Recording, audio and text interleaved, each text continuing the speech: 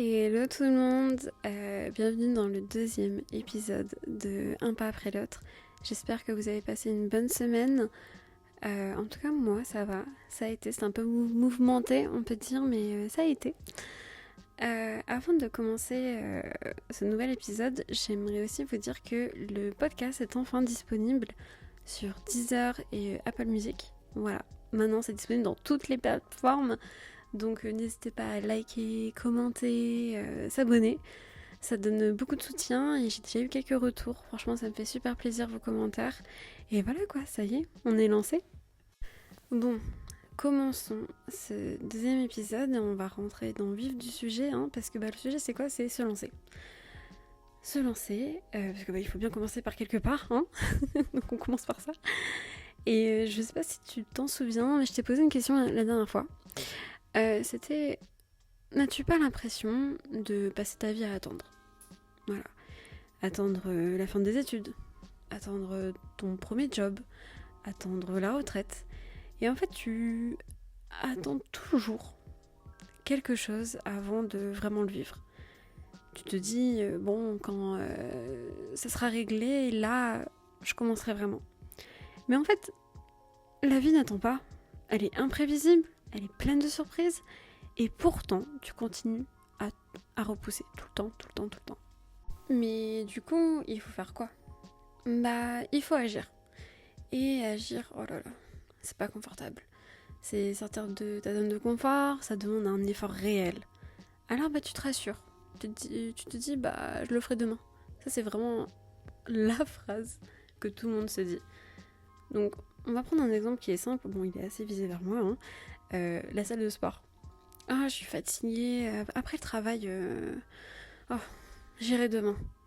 Et le lendemain, même fatigue, même excuse. Donc, résultat, encore un jour de perdu. Et le plus fou, c'est que tu le sais. Tu sais que c'est pas bien, mais tu continues. Pourquoi ? Parce que tu penses qu'aujourd'hui, ça ne compte pas vraiment. Tu crois que le vrai effort, c'est celui qui compte. Arrivera demain. Quand tout sera parfait, quand toutes les conditions seront réunies. Et en soi, on peut l'interpréter un peu comme une boucle qui ne change jamais. Tu t'excuses sans cesse de ton manque d'action, mais au fond, tu sais une chose. Demain, rien ne changera. Il y aura toujours quelque chose pour te distraire, quelque chose pour déranger tes plans. Et si tu regardes autour de toi, ceux qui repoussent à demain depuis des années, leur vie a-t-elle changé ? Non. Alors pour protéger ton ego, tu inventes ce mensonge. Demain, tout ira mieux. Tu te fabriques un faux nouveau départ, mais tu ne commences jamais, vraiment. Moi, ce faux nouveau départ, je le vois un peu comme un mythe du nouveau départ parfait. Tu vois, c'est tentant, cette idée de tout recommencer à zéro, comme on prend l'exemple, le 31 décembre. Nouvelle année, nouvelle résolution, plein de plans, plein d'énergie. Honnêtement, qui a tenu ces résolutions de A à Z ? Personne. Généralement, ça dure un mois et après tout le monde arrête. Et c'est un peu genre plein de plans, plein d'énergie, et hop, la magie disparaît. Parce qu'en fait, la réalité revient. Ce n'est pas aussi facile que tu l'espérais. Et là, tu commences à douter. Est-ce que de base même, c'était une bonne idée ? Et c'est là que beaucoup abandonnent. Peut-être que c'est même là où toi, tu en es aujourd'hui. Tu veux que tout se passe parfaitement, le moindre détail qui échappe à ton contrôle, et hop, tu attends la prochaine occasion pour recommencer à zéro. C'est pour ça que tu remets à demain. Parce que t'as peur d'échouer en fait. Mais en soi, il y a bien une chose essentielle à comprendre. C'est que l'échec n'est pas l'opposé du succès.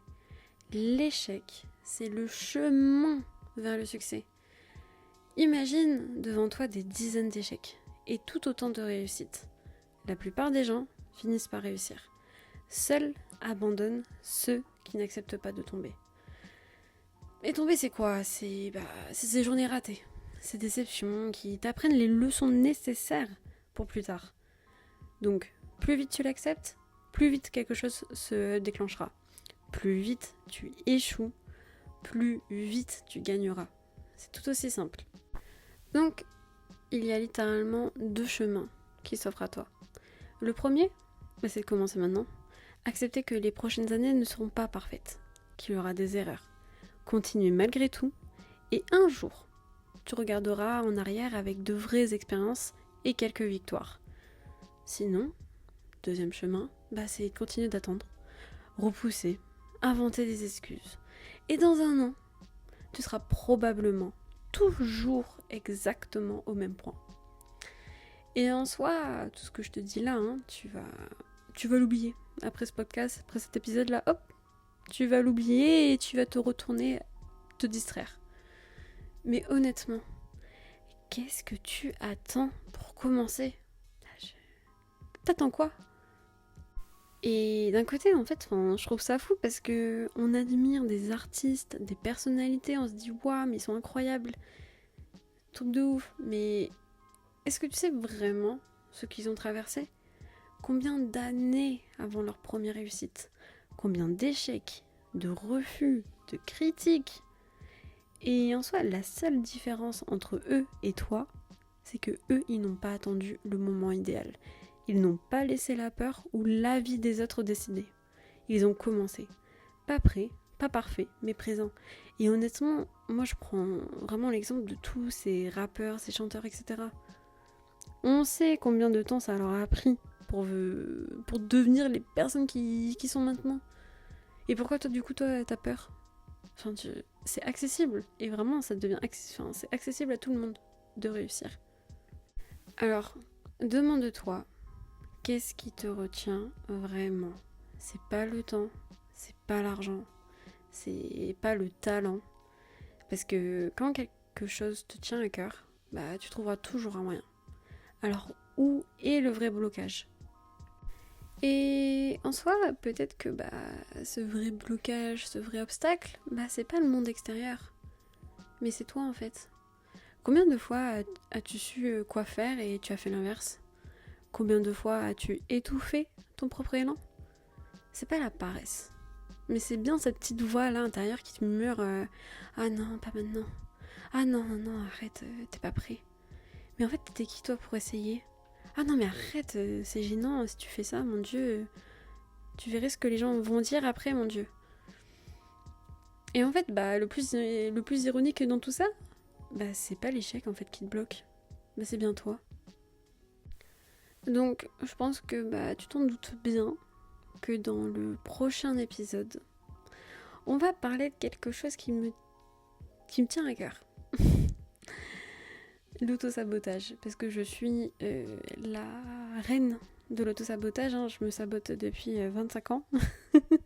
25 années d'autosabotage à mon actif, dans tout, que ce soit dans mes projets, dans mes relations, dans tout, bref. Donc je pense que je suis bien placée pour en parler. Et c'est que récemment, je vous assure, c'est que vraiment récemment que j'en ai pris compte, que je m'auto-sabotais tant que ça.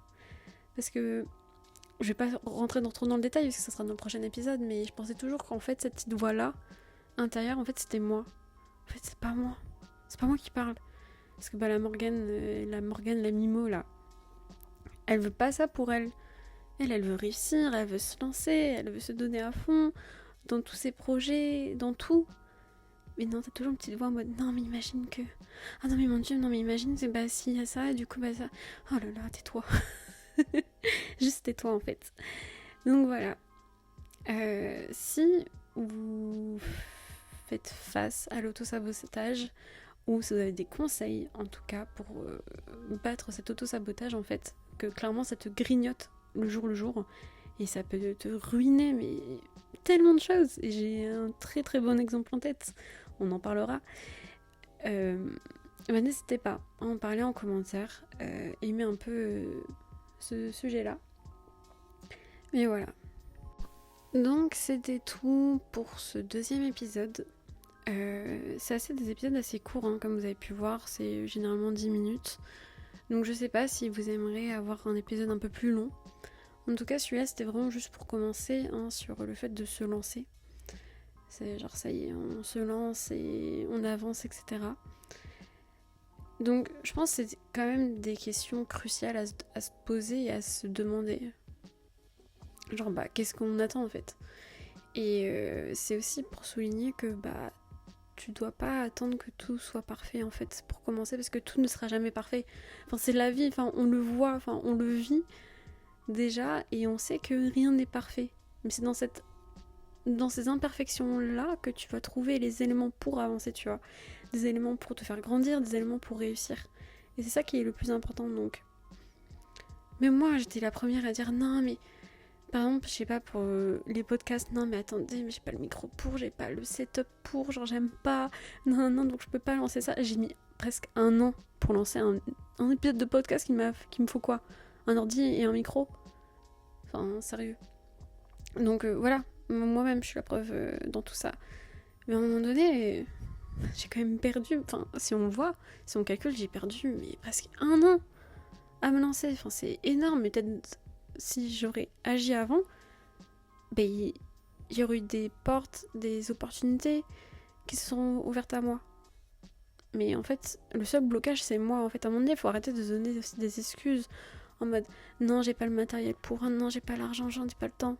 Le temps, t'en trouves. Si tu veux vraiment faire ce que tu veux, le temps, tu vas le trouver. Donc, arrêtez de avoir ce schéma-là, en fait. Et après, comme on le sait, se lancer, ça fait peur. C'est sortir de sa zone de confort et ça demande énormément de courage. Et souvent, en fait, la peur, elle vient même pas de nous, elle vient de l'extérieur. La peur de se sentir jugé parce que t'es la seule personne de ton propre environnement qui le fait. Et si tu vas le faire, c'est sûr que tu vas avoir des critiques. Et alors? Bon, au moins, toi, tu fais quelque chose de ta vie, tu vois.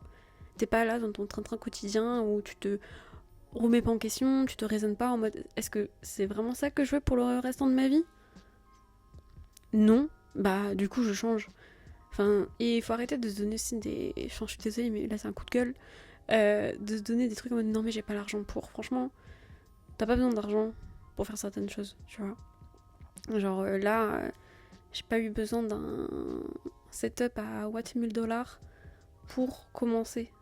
Un micro et un ordi. Et je dis ça, un micro et un ordi, mais c'est faux, je pourrais même juste le faire sur mon téléphone. Un dictaphone, qui est directement l'appli sur ton téléphone, et commencer. Certains projets, oui, certes, je peux pas trop mentir, hein, certains projets demandent de l'argent, mais ce blocage-là, c'est pas ce qu'il faut. Avec un rien, tu peux beaucoup faire. Carrément, j'en bégaye. Mais ouais, faut arrêter de donner des excuses. Franchement, c'est ça, on en aura des excuses pour tout. Mais si tu donnes des excuses, tu sortiras jamais de ton contexte. Tu n'iras jamais plus loin. Tout simplement. Donc voilà. J'espère que ça t'a boosté. Et n'hésite pas à réécouter ce podcast-là pour te remotiver, tu vois. Et ça sert à rien d'être parfait. De toute façon, comme on a vu, quand tu vois rien que les personnes que tu un peu idole, que t'aimes, tu vois, les célébrités que t'aimes, etc. Tu vois que même eux, hein, tu regardes leur début, c'est tellement d'être parfait. Quand je pense à Squeezie, par exemple, notre French YouTuber là, Squeezie, il avait juste une petite caméra d'un ordi, il avait 12 ans, 14 ans, là, il faisait des vidéos sur YouTube, s'il te plaît. Et ça lui a pris combien de temps pour percer? Des années, tu vois. Et maintenant, c'est THE YouTuber, tu vois. Donc, je vois pas pourquoi lui il réussit et pas toi, tu vois. Dans tout ce que tu vas entreprendre. Il y a aucune raison que les autres y arrivent et pas toi. Aucune. Mais genre vraiment aucune du tout. Donc voilà. En tout cas, ça y est. Bon, je clôture cet épisode-là. On se retrouve du coup semaine prochaine pour un 3e épisode. Et oui. De un pas après l'autre. Je vous souhaite une très très bonne semaine. Et on se retrouve à très vite. Et retrouvez-moi encore une fois sur les réseaux sociaux. travel.mimo. Et bientôt, hein, je n'oublie pas, il y aura des épisodes sur le voyage, hein, parce que tout ça découle, hein, mais tout ça va bien découler sur le voyage solo, parce que le voyage solo aussi c'est une étape, de sortir de sa zone de confort. Plein de peur, plein de ceci, cela, bref. C'est pour bientôt, hein, petit à petit, on avance, et on se retrouve dans ça. Voilà. Très bonne semaine à vous, et à très vite.